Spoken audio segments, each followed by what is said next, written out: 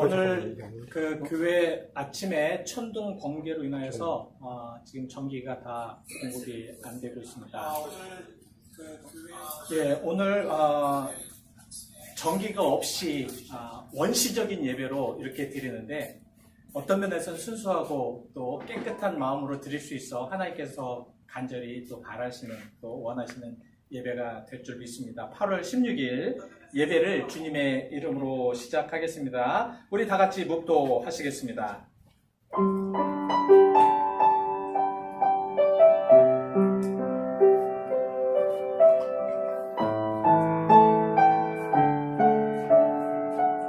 내 영혼아 여호와를 송축하라. 내 속에 있는 것들아 다 그의 거룩한 이름을 송축할지어다. 내 영혼아 여호와를 송축하며 그의 모든 은택을 잊지 말지어다. 좋은 것으로 내 소원을 만족해 하사 내 청춘을 독수리같이 새롭게 하시는도다. 아멘. 하나님, 우리가 어떠한 상황이나 어떤 여건 속에서도 포기하지 않고 하나님이 기뻐하시는 예배를 드리기를 원합니다. 이 예배가 하나님께 드려지는 거룩한 산제사가 되게 하시고 우리에게 주신 한량없는 은혜 속에 되어지는 아름다운 예배가 되게 하여 주시옵소서. 주의 사랑과 은혜를 감사드리며 예수 그리스도의 이름 받들어 기도하였습니다. 아멘.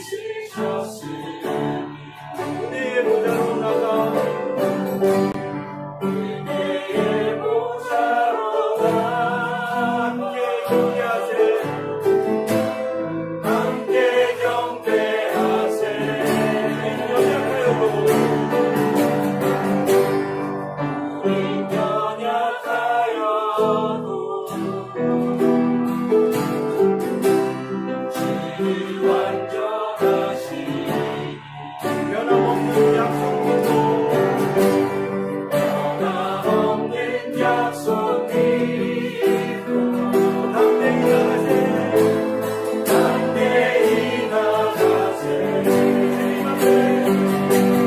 주님 앞에 무릎 꿇고 존귀하신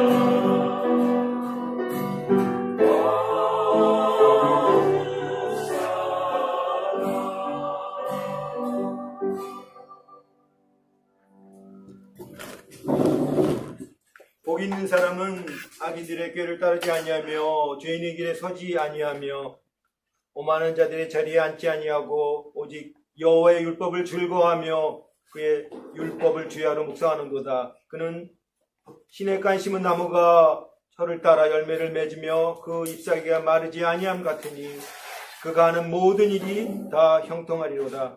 아멘. 하늘에 계신 우리 아버지여, 죄인인 우리를 부르시고 하나님의 자녀로 삼아주신 놀라우신 은혜에 감사드리며 모든 찬양과 영광을 올려드립니다. 우리의 삶을 통하여 하나님의 영광이 나타나기를 기도합니다. 하나님 아버지, 오늘 이 시간 하나님 앞에 나와 예배 드릴 때에 우리의 마음이 주님께 예배 드리기에 합당한지 돌아보길 원합니다. 아버지께서 받으실 수 없는 것들을 마음에 품고 예배 드리는지 돌아보게 하옵소서. 우리의 삶이 거룩한 상제사가 되지 못하고 있다면 오늘 이 거룩한 주의 날에 은혜를 주셔서 거룩한 산제사로 우리의 삶을 하나님 아버지의 기뻐하시는 것들로만 채워지게 하여 주시옵소서.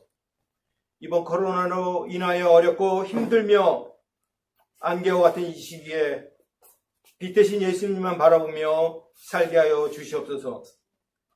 병환 중에 계시는 우리 베델 식구들을 기억하여 주시고 치유하여 주셔서 이 곤고한 시간 속에 주님만을 바라볼 수 있는 은혜가 임하게 하여 주시옵소서. 또한 자녀, 직장, 비즈니스 등 여러 어려운 문제들로 힘들어하는 우리 성도들을 위로하여 주시고 새롭게 일어날 수 있는 용기와 힘을 주시옵소서. 주님, 저희들에게 맡겨진 어린 자녀들을 위해 기도합니다. 이 광야 같은 이 험한 세상에 주님의 빛을 바라며 성 같은 역할을 잘 감당하는 주님의 자녀로 성장시켜 주시고 건강하고 이쁘게 자라서 장차 이 베델 교회를 이끌어 나가는 귀한 자녀들로 삼아 주시옵소서.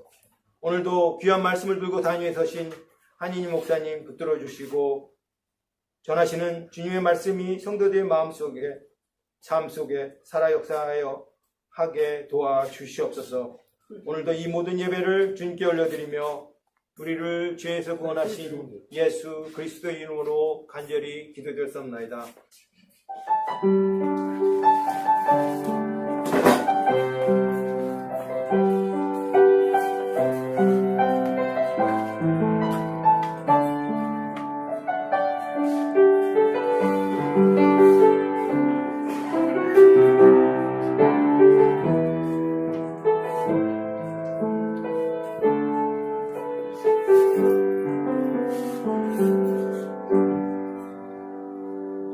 이 시간은 헌금과 봉헌의 시간입니다. 우리 같이 함께 하나님께 올려드리는 거룩한 봉헌의 시간이 되기를 바랍니다. 우리 같이 함께 헌금하시겠습니다.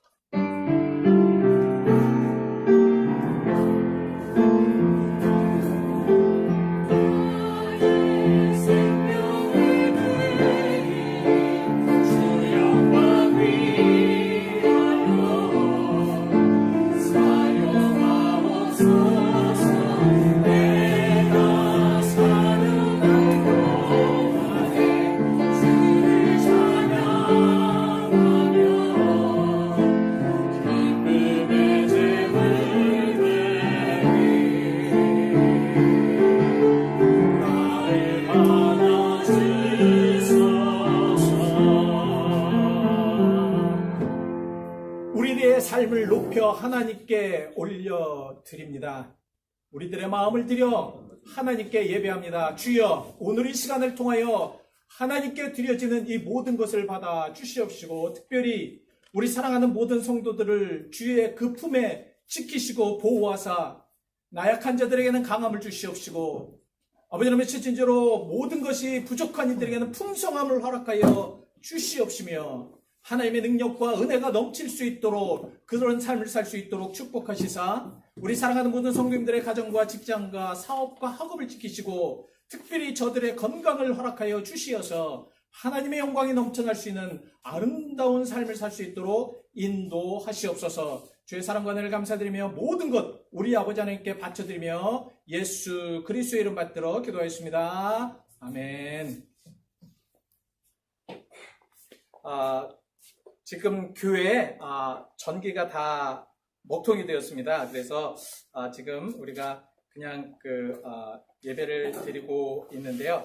조금 불편하시더라도 여러분들이 같이 함께 이렇게 좋은 시간을 가지면서 어떤 면에서는 우리가 또 이런 시간을 통해서 더 깊이 하나님을 발견할 수 있고, 또 어떤 상황 속에서는 원시적인 방법이 또 하나님을 더욱더 의지할 수 있는 그런 방법이 될 수 있겠다, 이런 생각이 듭니다.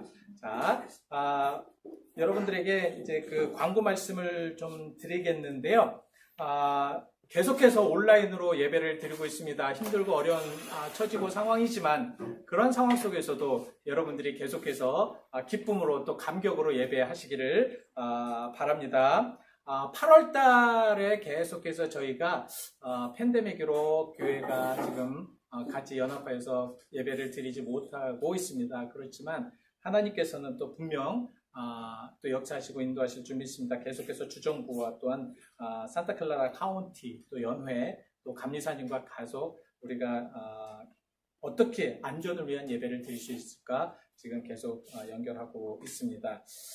지난주에 우리 교회학교 진급식과 달란트 시장을 아주 재밌게 했습니다. 우리 아이들이 거의 참석한 그런 가운데서 열심히들 하셨는데, 우리 수고하신 모든 분들께 특별히 감사를 드립니다.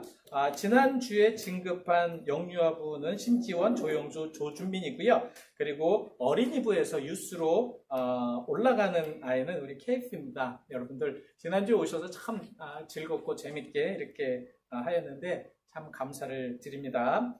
오늘 오후 3시에 임마누엘 선교회 선교회별 예배를 드리고요. 일단은 이제 그 예배 후에 또 우리가 같이 나누면서 또 청년부도 이제 앞으로 계속해서 시간을 정하여서 그렇게 지금 준비를 하고 있습니다. 계속해서 기도해 주시고요. 여러분들이 이제 그 임마누엘 선교회가 끝나면 여러분들하고 또 같이 말씀하셨던 또 에레미야 기도회를 같이 이제 할 수 있는 그런 시간을 가지도록 할 겁니다. 주일 중보 기도입니다. 어제부터 우리 주일 중보 기도가 토요일 날로 이렇게 옮겨졌습니다. 그 이유는 더 많은 분들이 이제는 같이 중보 기도하자, 또 같이 울부짖자, 또 하나님 앞에 더 귀한 그 은혜의 그런 시간을 가지도록 하자, 이렇게 지금 하여서 토요일 날로 지금 우리가 시간을 옮겼습니다. 그래서 토요일 날 저녁 9시에 지금 함께 예배를 기도회를 하고 있습니다. 어제 14분이 참석을 하셨는데요. 제가 바라는 것은 우리 권사님들, 또 장로님들 좀 힘드시지만 우리 이런 어려운 때 우리가 할 수 있는 건 기도밖에 없지 않습니까? 우리 같이 함께 기도하면서 우리 나갈 수 있도록 우리 중보 기도에 꼭 참석해 주시고요. 매주 토요일 날 9시입니다. 9시, 저녁 9시니까 여러분들 기억하시고 같이 예배 드리기를 원합니다. 제가 계속해서 그 사회적 거리를 두고 문박 신방을 지금 하기를 원합니다. 여러분들 필요하신 분은 계속해서 알려주시면 같이 은혜의 그런 시간이 될 수 있도록 하겠습니다. 코로나 바이러스 우리 집중 기도를 할 수 있도록 계속해서 여러분 협조해 주시고요. 새벽 예배마다 우리 그 코로나 바이러스의 종식을 위해서 기도하고 있습니다. 새벽 예배 들어오셔서 같이 또 간단하게나마 같이 우리 예배할 수 있는 그런 여러분들이 되어주시기를 바랍니다. 자, 오늘 우리에게 주신 하나님의 거룩하신 말씀은 이사야서 40장 6절로 11절까지 말씀입니다. 이사야서 40장 6절로 11절까지 말씀인데요. 여러분들이 지금 이제 화면이 없기 때문에 같이 찾아서 읽으셔야 합니다. 이사야서 40장 6절로 11절까지 구약성경 1014페이지입니다.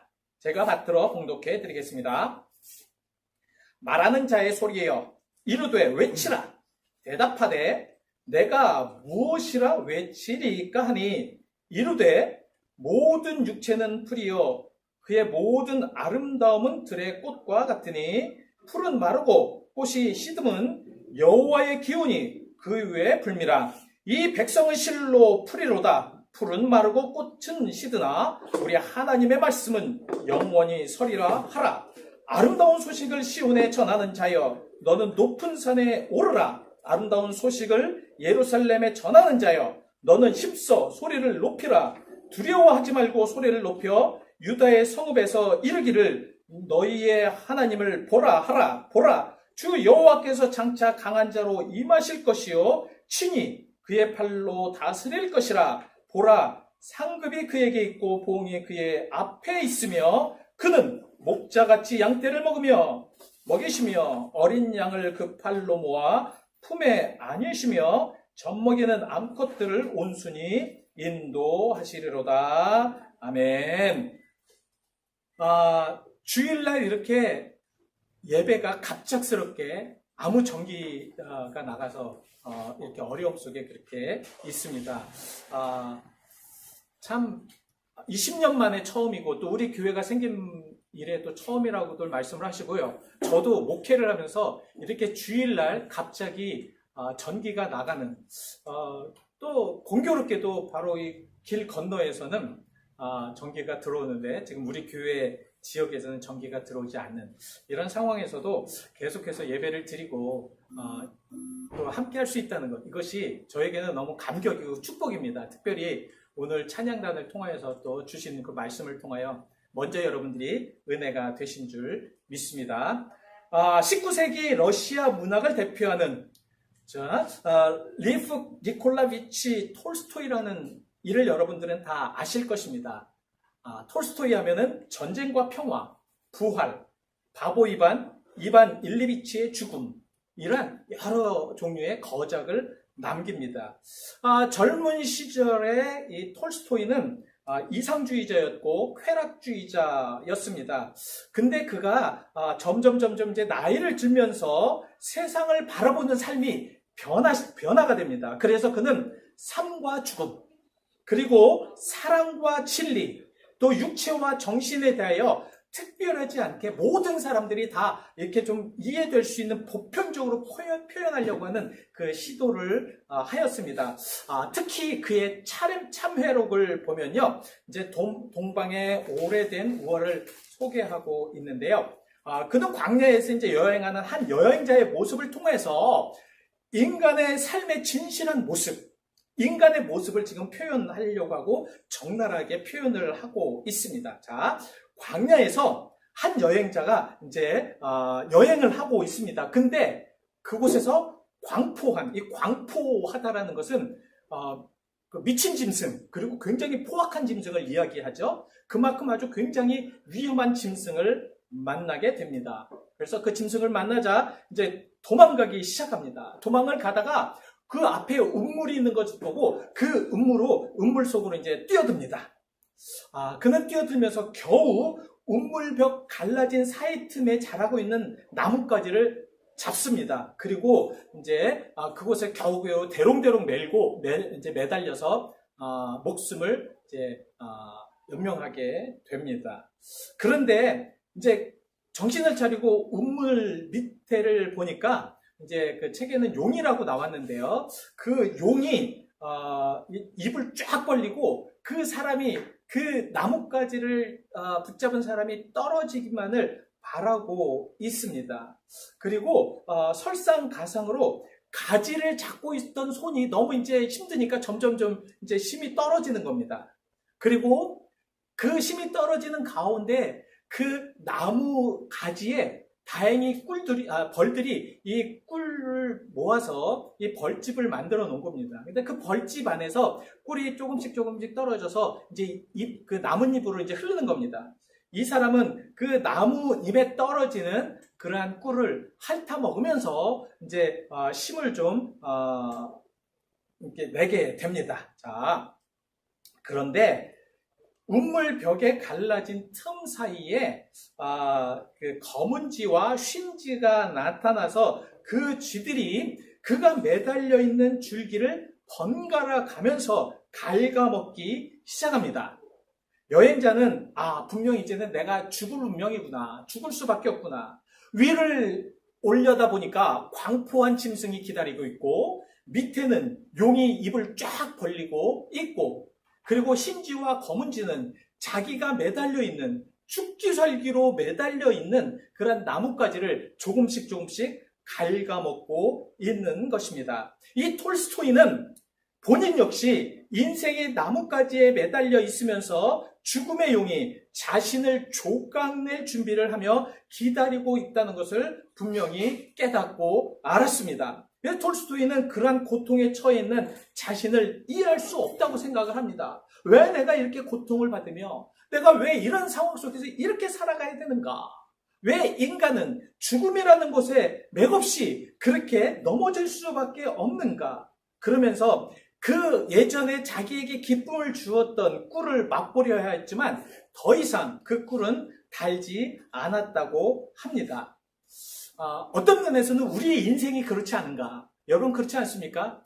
죽자 살자 하고 달려왔는데 우리 밑에는 정말 우리를 잡으려고 하는 그러한 정말 악한 것들이 입을 쫙 벌리고 있고 어디에서도 갈 수 없는 진퇴양난의 그러한 상황 속에서 어떻게 해야 될지 모르는 이러한 상황 속에 우리는 살고 있을지 모르겠습니다. 이것이 우리의 모습이요, 우리의 자신의 그러한 자화상이라는 말씀입니다. 근데요, 성경도 우리네 인생의 삶을 무척 연약하고 나약하게 표현하고 있습니다. 특별히 오늘 본문 말씀을 보시면요, 인생의 육체는 풀과 같다. 그리고 인생의 아름다움은 들의 꽃과 같다라고 이렇게 말씀을 하고 있는데, 이러한 내용들을 지금 이사야를 통해서 외치라고 이렇게 말씀을 하고 있습니다. 본문 6절을 보시면 그렇게 외치라고 말씀을 하고 있습니다. 자, 육체의 풀. 여러분, 풀이 무엇입니까? 여러분들 그 캘리포니아 사시다 보면 이 우기에 이 풀을 보면 참 기분이 좋죠. 온 산이 그냥 푸릇하게 아주 초록색을 하면서 이쁜 연두색과 내면서 얼마나 이쁜지 모릅니다. 그렇지만 이 풀은 비가 안 오고 한 달이 지나고 두 달이 지나면 노란색으로 변화버리고 맙니다. 우리들의 인생이 바로 그것과 마찬가지라는 말씀이죠. 모든 인생은 금방 사라질 수밖에 없는 그런 운명. 어떤 면에서는 정말 그 가지를 대롱대롱 잡고 정말 어떻게든지 살려고 하는 그런 운명이라는 말씀입니다. 이사야는 인간의 이런 육체뿐만이 아니라 그들이 가지고 있는 것조차 금방 없어질 존재라고 말씀을 하고 있습니다. 즉, 가지고 있는 아름다움까지 들의 꽃과 같이 금방 시들어버리게 될 것이라는 말씀입니다. 이 아름다움을 성경에는 어떻게 말씀을 하고 있냐면 all their glory, 그러니까 그들의 모든 영광이라고 말씀을 하고 있습니다. 그러니까 인간이 가지고 있는 모든 영광들, 인간이 가지고 있는 자기들이 정말 아름답다고 생각하는 것들, 특별히 그들의 건강이나 아니면 그들에게 힘을 있게 하는 것이나 아니면 재능이나 든든하게 하는 그런 모든 것들이 정말 아름답게 보이는 것 같지만 결국은 금방 들의 꽃과 같이 그 영광도 금방 시들 수밖에 없다라는 말씀입니다. 결국 인간은 늘 여러 가지 상황에서 쫓기고 살아가며 결국 죽음의 문턱에서 대롱대롱 매달려 있는 모양새를 하고 있다라는 말씀입니다. 자, 오늘 이사야가 말하려고 하는 우리 모습, 우리 자화상, 그런 의미에는 이 말씀은 영원히 강하고 무너질 것 같지 않은, 정말로 절대로 넘어져서 망할 것 같지 않은 그런 철옹성 바벨론을 말하는 것입니다. 그래서 좁은 의미에서는 그러한 의미로 말씀을 하고요. 좀 더 넓은 의미에서 그것을 안다는 것은 죄 안에서 살아갈 수밖에 없는 모든 인간들, 그의 자화성들을 말씀을 하고 있는 것입니다. 이 정말 자기들의 죄 속에서 그 대롱대롱 매달면서까지 그렇게 살아가고 있는 이러한 대표적인 모습을 꼬집는다면 시편 14편 1절에 말씀하신 어리석은 자들, 하나님이 없다고 하여서 자기 마음대로 살 수 있다라고 생각하는 그러한 자들, 정말 모든 것이 다 하나님의 영광임에도 불구하고 하나님께서 함께함에도 불구하고 그것이 아니라 자기의 힘과 자기의 능력과 자기의 모든 그러한 노력으로 모든 것을 이루었다라고 생각하는 이들. 자, 바벨론이 그랬습니다. 바벨론은 하나님께서 자기들이 정말 자기들만의 힘으로 그렇게 모든 것을 이루었고 강대국을 이루었고 그래서 모든 주변의 나라를 섭렵하여서 그 나라들을 이길 수 있다라고 생각을 하였습니다. 그러나 그들은 무엇을 생각해야 됐냐면 그들을 이용하여서 하나님의 백성을 심판하고 그리고 시험하고 또 훈련시킨다는 것을 그들은 깨달았어야 합니다. 그런데 그들은 그렇게 깨닫지 않고 자기가 최고, 자기가 너무도 강하여서 그래서 이스라엘도 무너뜨렸고 그리고 주변의 모든 나라들도 무너뜨렸다라고 이야기를 했지만 그들은 결국 쉽게 무너지고 말았습니다.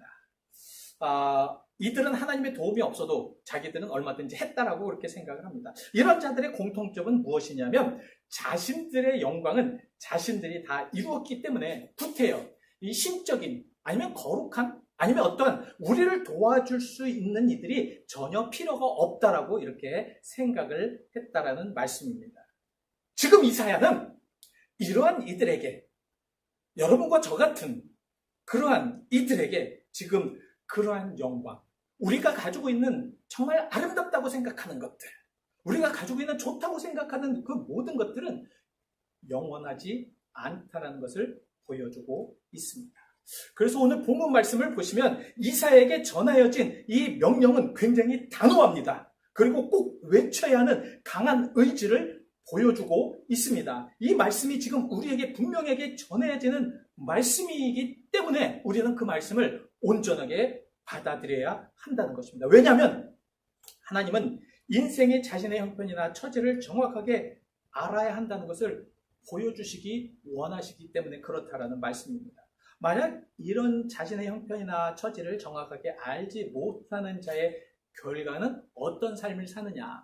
성경은 정확하게 그런 삶에 대해서 말씀을 하고 있습니다. 시편 49편 12절 말씀에 보시면 자신을 의지하고 세상을 의지하면서 세상의 모든 영화와 세상의 모든 것들, 좋은 것들을 만끽하는 그러한 자들, 특별히 하나님이 없어도 나는 이 세상에서 이렇게 아름답고 귀하고 그리고 행복하게 살 수 있다고 하는 이런 모든 자들에게 지금 시편 49편 12절 말씀에 의하면은 무엇이라고 말씀을 하냐면 그러한 세상의 영광이나 물질만을 위해 살다가 죽음을 맞이하는 인생은 어떠한 인생인가? 바로 짐승과 다를 바가 없다라고 말씀을 하고 있습니다. 이사야는 이런 삶을 살아가는 또는 살려고 하는 인생에 이런 의미 없는 삶을 살아가지 않도록 분명하게 지금 말씀을 하고 있는 것입니다. 오늘 이사야는 우리가 이런 나약하고 허무한 삶을 살지 않기를 바라시는 하나님의 말씀을 전달해주고 있습니다. 세상에는 광포한 짐승이 따라오고요. 밤낮 시간의 흐름을 따라서 그 흰쥐와 그 검은 쥐가 밤낮으로 제가 생각할 때는 검은 쥐는 밤이고 흰쥐는 낮을 의미하는 것이 아닌가. 그래서 이 정말 낮과 밤이 계속해서 흐르면서 우리들의 인생을 갉아먹는 것처럼 우리는 점점 정말 풀과 같이 들의 꽃과 같이 그런 모습 속에 살아가고 있습니다. 그러나 예수님은요 이러한 우리들에게 이렇게 말씀을 하고 있습니다. 비록 너희가 이러한 세상에서 이러한 나약함으로 이러한 어려움 속에서 환난을 당하지만 담대하라. 왜냐하면 우리는 세상을 이겼기 때문이라고 요한복음 16장 33절에 말씀을 하고 있습니다. 이것이 바로 우리가 신앙생활을 해야 하는 이유입니다. 예수님께서 이러한 상황 속에서 정말 우리에게 이러한 삶의 그러한 의미 속에서 정말 담대하고 새롭게 하라고 정말 하나님의 역사하심과 그 은혜대로 살려고 예수 안에서 이런 모든 어려움과 나약함을 잃어버리라고 하는 그런 모든 모습 속에서 우리는 우리에게 다가온 그런 여러 가지 상황이나 여러 가지 여건이나 여러 가지 어려움 속에서 우리는 이 모든 것을 이길 수 있도록 하셨다라는 말씀입니다. 이렇게 하기 위하여서 살 수 있는 방법, 이 방법을 오늘 이사야는 우리에게 말씀을 하고 있는데요. 그 방법은 무엇이냐면 영원한 말씀 위에 서라는 것입니다. 영원한 말씀 위에 서라. 하나님의 말씀 안에서 살아가는 사람은 한계성으로 인해 두려워하는 것이 아니고 영원으로 인하여서 담대하게 살아가는 것이라는 말씀입니다. 여기서 우리가 꼭 알아야 할 것은 우리에게 있는 여러 가지 상황들, 특별히 세상 속에서 살다가 그 가지고 왔던 우리들의 삶의 찌꺼기들, 예를 들면 정말 우리는 어떤 면에선 광포한 짐승에게 쫓겨 사는 이 조급함이라든가, 아니면은 정말 시간의 그러한 흐름 속에서 정말 자기만을 위해서 살아가는 그러한 삶들이라든가, 예전에 자기가 가지고 있었던 정말 잘못된 그러한 습관이라든가, 이러한 것들을 지금 먼저 버려버리라고 말씀을 하고 있습니다. 이것이 바로 새롭게 변화됨으로 인해서 예수 그리스도를 믿고 그 예수 그리스도를 통해서 새 사람이 되며 강하고 담대하게 사는 그런 것이 될 수가 있다는 말씀입니다. 그래서 에베소서 4장 22절 말씀에는 바로 너희가 세상의 유혹의 욕심을 따라 썩어져가는 모든 것을 벗어버리고, 즉 마른 풀과 같고 시들은 꽃과 같은 모든 것들을 벗어버리고, 그리고 하나님의 거룩함으로 새로운 입을 또 새로운 그런 모든 것을 좀 덧입혀야 된다라는 말씀입니다. 예전에 한국에서 제가 신학교를 다닐 때, 신학교를 졸업하면 이제 시무전도사라고 됩니다. 이제 거의 이제 목사 되기 전에 이제 시무전도사를 해야 되는데요. 시무전도사를 할 때입니다. 이제 그 교회에 이제 어느 집사님, 여자 집사님 남편이 이제 금융업에 종사하는, 제가 이제 기억하는데 은행인지 아마 그랬을 것 같아요. 그 은행에 종사하는 분이 있었는데, 이분은 술을 드시면 자기가 최고가 되는 은사를 갖고 계신 분입니다. 하여튼 술만 드시면 자기가 최고예요. 그래서 아내나 아니면 주변 사람들이나 아주 막 대합니다. 그러니까 종처럼 대하는 거예요. 막 그냥 마음대로 자기가 대하고 자기가 막 시키고, 막 또 어느 때는 굉장히 이 구타까지 하려고 하는 그런 상황이었습니다. 그래서 주변 사람들은 그분을 제대로 이제 컨트롤하지 못하는 그런 때였습니다. 근데 이제 어느 수요일날 이제 수요 예배가 있잖아요. 근데 수요 예배가 있는데 어느 날 급하게 그분한테, 그 여자 집사님에게 이제 전화가 왔습니다. 그 여자 집사님은 이제 저희가 교회에서 나와서 이제 그 시장통으로 가서, 시장통에 2층에 사시는 분이었는데, 이제 한 걸음에 달려가서 올라가는데요. 그 밖에 이제 이미 나왔더라고요. 그 복도에, 그러니까 그 층계에 이제 나오면서 막 옥신각신을 하는데, 여자 집사님이 술 취한 남편에 붙잡아서 이제 오고 가도 못하는 그런 상황이었습니다. 참, 문 밖에서 이제 옥신각신 하는데, 조금 있다가는 잘못하면 굉장히 구타까지 될 수 있는 그런 상황이겠더라고요. 그래서 제가 그걸 좀 말려보려고 이제 젊으니까 반사적으로 막 뛰어 올라가서 그분에게 접근하는데요. 갑자기 눈에서 별이 마구 떨어지는 거예요, 저한테. 그리고 머리가 띵해 옵니다. 그 고통이 느껴옵니다. 이때 여자 집사님의 소리가 들려옵니다. 전도사님 괜찮으세요?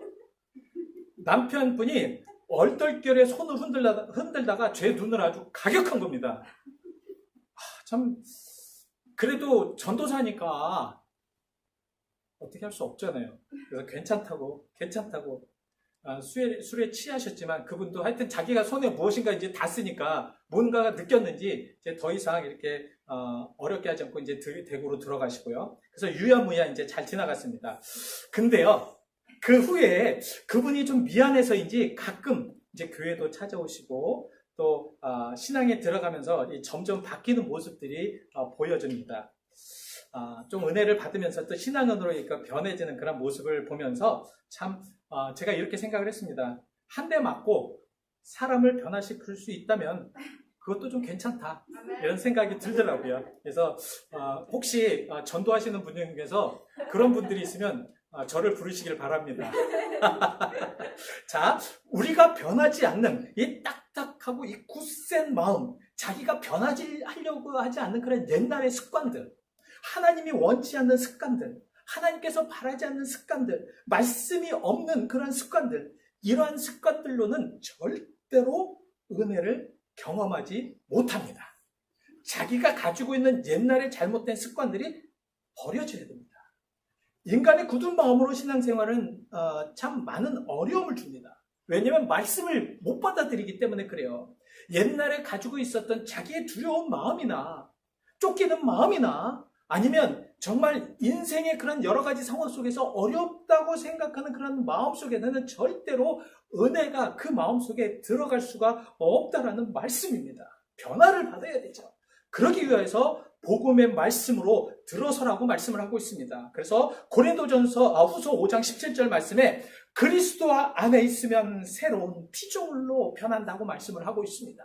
그래서 그리스도 안으로 들어와야 하는 것입니다. 그래서 우리는 하나님 말씀 안으로 들어와야 되는 것입니다. 그 이유는 모든 것은 없어지고 예수님 이름으로 예수님의 능력으로 새롭게 되었기 때문에 그렇습니다. 자, 오늘 본문 안에 이사야를 묵상하면서 마음에 강하게 와닿고 깨달음이 있습니다. 그것은 무엇이냐면 마치 이사야의 말씀처럼 그 말씀을 받고 변화되면 이사야인 나처럼 된다라는 그러한 말씀입니다. 그러니까 어떤 상황이나 어떤 여건 속에서도 이 말씀을 받고 그렇게 말씀대로 행하면 모든 사람들은 바로 이사야인 나처럼 될 수 있다라는 말씀입니다. 그 말씀을 받으면 높은 산에 올라가서 아름다운 기쁨의 소식을 전할 수 있을 정도로 두려워하지 않는다라는 말씀입니다. 즉 강한 또 광포한 그러한 짐승이 다가온다고 하여도 두려워할 수가 없다라는 말씀입니다.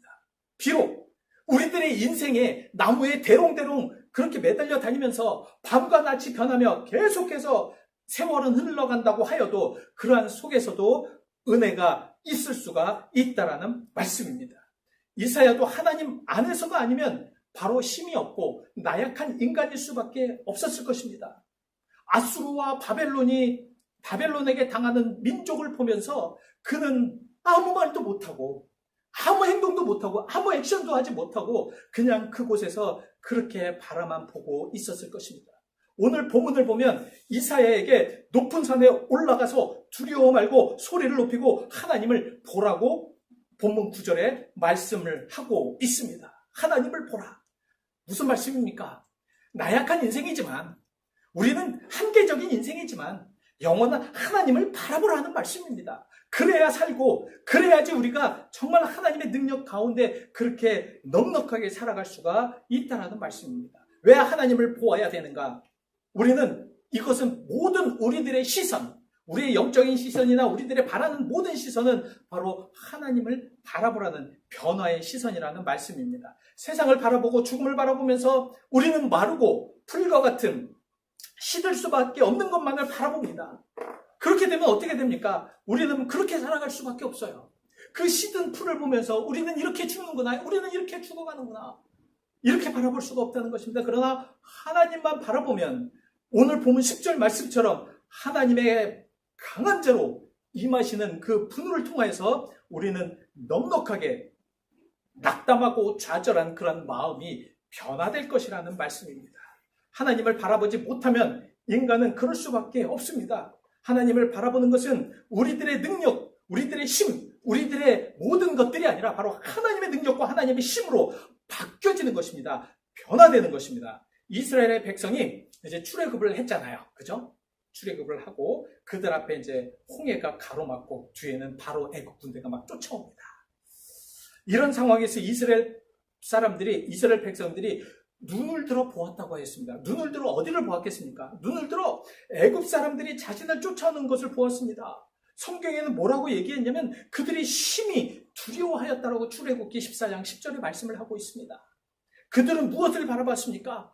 풀과 같이 죽을 인생을 바라본 것입니다. 우리를 향해 달려오는 애굽 군대만을 바라본 것입니다. 우리를 향해서 달려오는 그러한 죽음을 바라보았다는 말씀입니다. 한없이 나약함을 바라보았고 자기들이 할 수 있는 아무것도 바라볼 수 없는 그런 것만 바라보았다는 말씀입니다. 우리는 바이러스만 바라보고 있는지 모르겠습니다. 우리에게 정말 되지 않는 일들만 바라보는지 모르겠습니다. 우리에게 왜 이런 일이 생겼는지를 한탄하면서 그것만 바라보고 있는지 모르겠습니다. 그러나 그런 것만 바라본다면 나약해질 수밖에 없습니다. 두려워질 수밖에 없습니다. 그래서 나약한 마음으로 이스라엘 백성들은 무엇이 나옵니까? 나약한 마음에는 불평과 불만만 나올 수밖에 없습니다. 왜? 그들이 할 수 있는 것은 그거밖에 없기 때문에 그렇습니다. 이때에 모세는 그런 백성들에게 무엇이라고 말씀을 하고 있습니까? 출애굽기 14장 13절입니다. 두려워하지 말고 가만히 서서 여호와께 베푸시는 구원을 보라. 여러분 어떠십니까?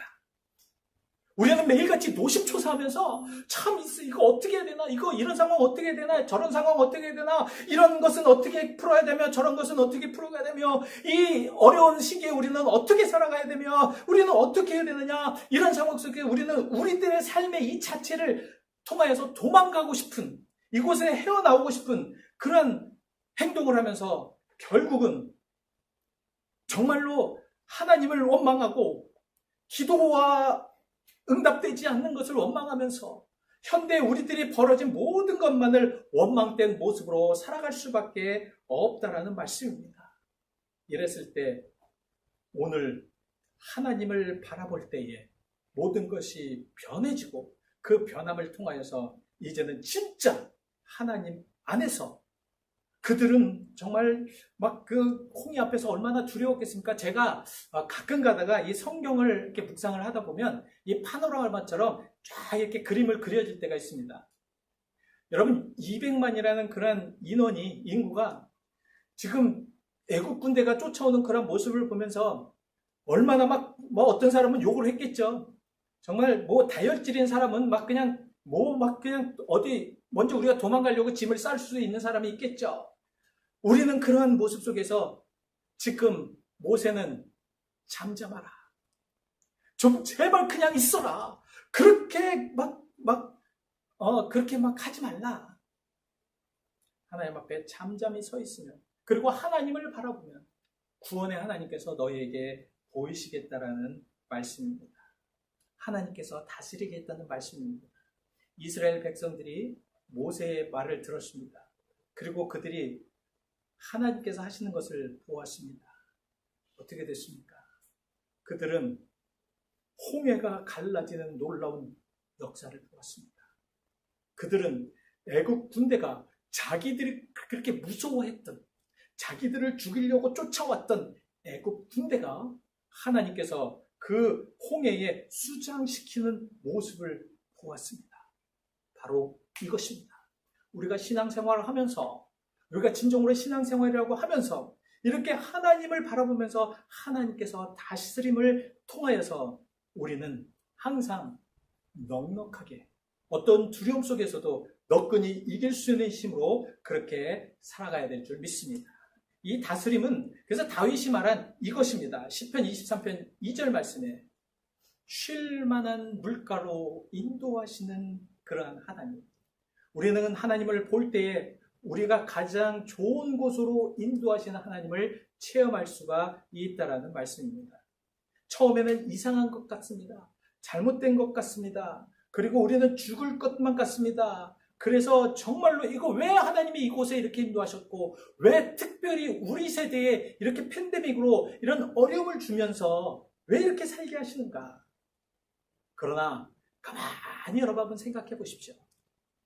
하나님은 어떤 상황이나 어떤 여건 속에서도 우리를 인도하시는 하나님. 바벨론의 포로 속에서도 남은 자를 통하여서 역사하시는 하나님. 정말 앞에 홍해가 있어서 더 이상 갈 곳이 없지만 그 갈 곳을 만들어 홍해까지 가르시는 그런 하나님. 이 측량할 수 없는 이 하나님. 이런 하나님 앞에 우리가 같이 동행을 한다면 그 하나님께서 주시는 그러한 역사하심 속에 우리는 정말로 나약하지 않게 나갈 수가 있다라는 말씀입니다. 그러기 위해서 우리는 변해야 된다는 거죠.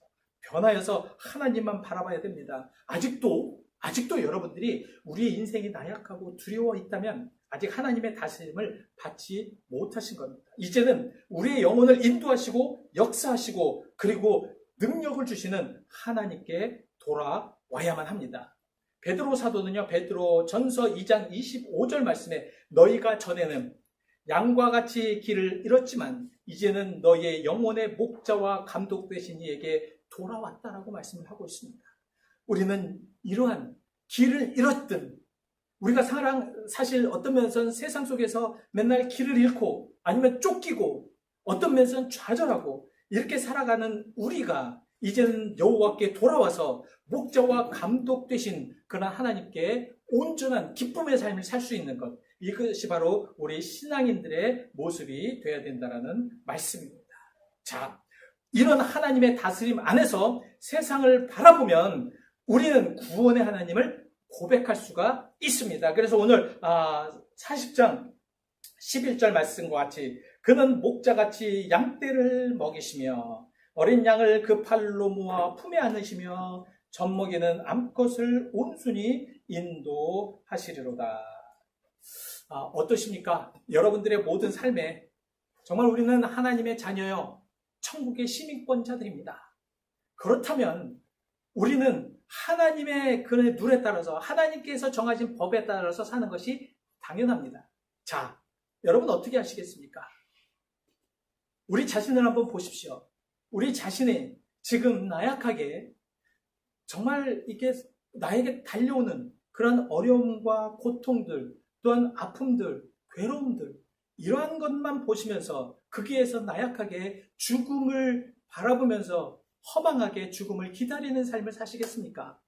아니면 하나님을 바라보면서 홍해를 가르시고 우리를 역사하시며 인도하시는, 그래서 우리에게 참 좋은 길로 인도하시는 그러한 하나님을 바라보시겠습니까?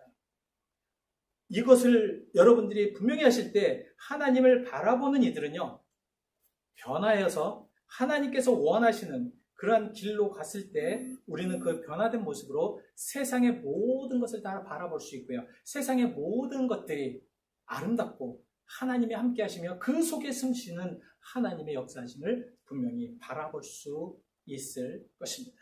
오늘 이 믿음을 통하여서 여러분들의 삶에, 또 여러분들이 가지고 있는 모든 역사하심에 축복된 그러한 삶이 되시기를 간절히 축원드립니다. 기도하시겠습니다. 하나님 감사합니다. 오늘 본문 말씀에 하나님은 참 급하셨습니다. 이사야에게 너희들 인생은 풀이요, 정말 들꽃과 같은 그런 이들이라는 것을 선포하라고 하였습니다. 왜 선포해야 되는가?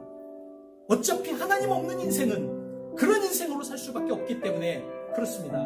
우리가 변하여서 이제는 하나님을 바라보며 그 하나님의 바라보는 눈동자로 세상을 바라볼 때 하나님께서는 역사하시며 인도하시며 능력으로 그렇게 도우실 줄 믿습니다. 하나님 도우시옵소서, 역사하시옵소서, 깨닫게 하시옵시고 능력 주시옵소서. 오늘 모든 것을 하나님께만 영광 돌리며 오늘 이 주일 하나님 앞에 온전하게 하나님을 의지하며 살아가겠다고, 하나님의 역사심을 의지하며 나가겠다고, 오직 하나님만을 향하여서 바라보겠다라고 다짐하는 우리 모든 베델 가족이 되게 하여 주시옵소서. 오늘 그런 굳건한 믿음으로, 비록 우리들 앞에 말세지말이기 때문에 정말로 광포한 짐승들이 너무도 많아서 우리를 따라오고 우리를 잡아삼키려고 하는 정말 무서운 그러한 것들이 우리의 밑에 얼마든지 널려 있으며 우리는 대롱대롱 매달린 그곳조차도 자유롭게 살 수 없는 그러한 삶 속에서라도 하나님, 우리는 그 믿음 안에서 온전하게 소망을 가지고 살아갈게 할 줄 믿사오니 우리 사랑하는 모든 성도들에게 이 시간 찾아가 주시고 역사하시며 축복하여 주시옵소서. 주의 사랑과 은혜를 감사드리며 예수 그리스도의 이름 받들어 기도하였습니다. 아멘. 우리 같이 여러분들 가사를 생각하시면서요, 댁에 있는 분들 다 기립을 하시고 우리 가사를 생각해 보시기 바랍니다. 내 주를 가까이 하게 하고 십자가 진 같은 곳에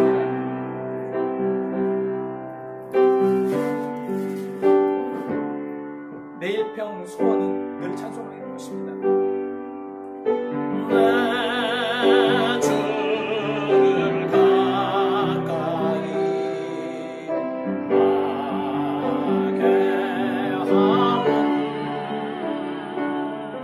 하는 십자가 진 같은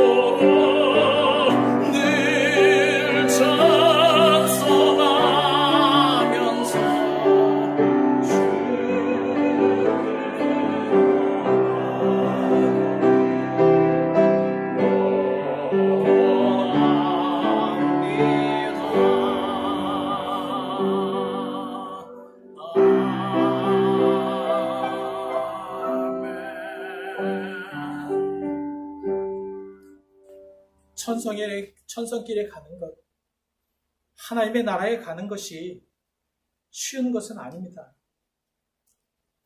우리 세상에 유혹하는 여러 가지 상황들이나 환경들, 우리를 넘어뜨리려고 하는 그런 모든 것들, 특별히 우리들의 단단한 자아들이 우리를 하나님의 나라에 이르지 못하도록 하고 있습니다. 주여, 그렇지만 하나님만 바라보고 나가겠다는, 하나님만을 의지하고 나가겠다는, 그래서 변화되어서 옛 모든 것 잘못된 것 버리고 하나님만을 쫓아 나가겠다라는 우리 사랑하는 성도들의 고백을 통하여 하나님 영광 받아 주시옵소서. 이제는 우리 주 예수 그리스도의 은혜와 하나님의 무한하신 사랑하심과 성령님의 감화, 감동하심이 오늘 이 예배를 통하여 진정으로 하나님의 사람으로, 특별히 우리가 신앙으로 변하여서 세상을 바라보는 하나님의 자녀로, 백성으로 그렇게 살겠다고 고백하며 다짐하는 우리 사랑하는 모든 성도들과, 특별히 육신의 질고로 인하여서 살려달라고, 간절히 살려달라고 고백하는 우리 사랑하는 성도들과, 심령에 하나님 앞에 온전한 믿음을 가지고 굳세기를 원하는 모든 이들에게 함께 오시기를 간절히 축원드리옵나이다. 아멘.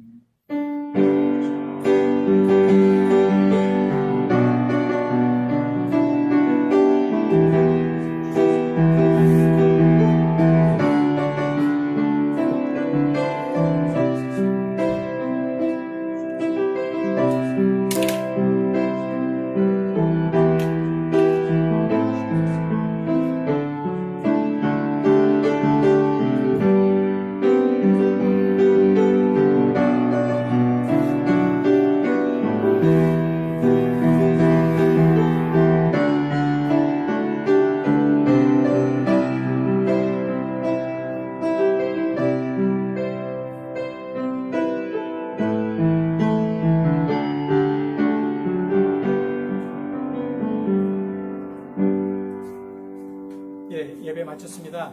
일주일 동안 승리하시고요. 여러분 모두를 사랑합니다. 그리고 축복합니다. 승리하시는 여러분들 되시길 바랍니다.